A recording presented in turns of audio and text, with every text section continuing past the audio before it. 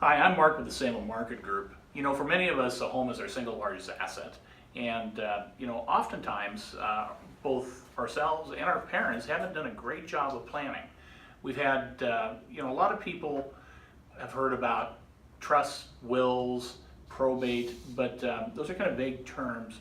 And many of us just aren't comfortable with the definition and what they mean and what we should do in terms of planning. So this morning I've got Salem attorney Nate Parker with us to talk a little bit about this. Welcome, Nate. Thanks for having me, Mark. Nate, can you tell me a little bit about the practice that you're involved in? Yeah, my practice is primarily focused on probates, wills, trusts, and protective proceedings for incapacitated adults. So why did you choose this field, and why Salem, Oregon?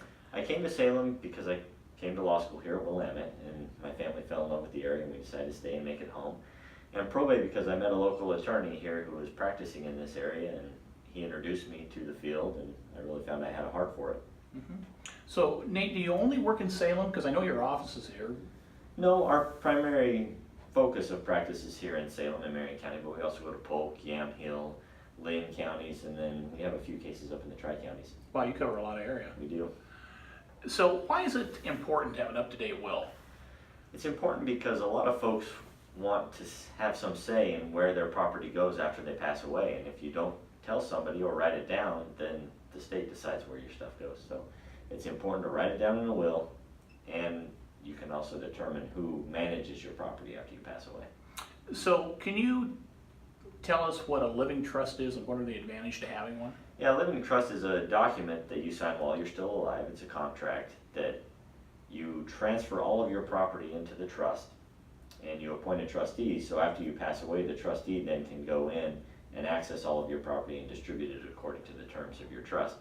The advantages are a lot of folks really like that you don't have to go through probate, so the courts don't get involved. And there are also some tax advantages if you have large estates. So in the event, let's say someone unexpectedly passes away, we don't know where to start. Where would be a good place to start? I have a lot of my folks just start rifling through the deceased person's home and papers. You really need to look and become a detective and see if you can find any paperwork that they prepared before they passed away. If you can't find anything like that, then you can contact a local attorney, and we have email lists that we send out to, and we can ask to see if anybody had represented that person and prepared a will or a trust for them. So it sounds to me like it's important that if you have prepared a will or arrangements, that you let your family know where it's definitely, definitely. You should definitely let somebody know, so it makes it a lot easier after you pass away. So what happens if nobody wants to get involved and nobody does anything? And they contact somebody like me, and we can help take care of it. Okay. So can you tell me what probate is? Yeah, probate is a legal process that the courts take over administration of your estate. So they appoint a personal representative who then gathers up all of your property, and it is distributed out according to the terms of your will.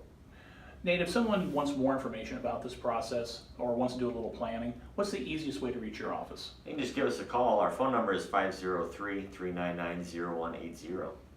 Great. Well, Nate, hey, thank you so much for coming and spending a few minutes with us this morning. Yeah, thanks again for having me, Mark. Our pleasure.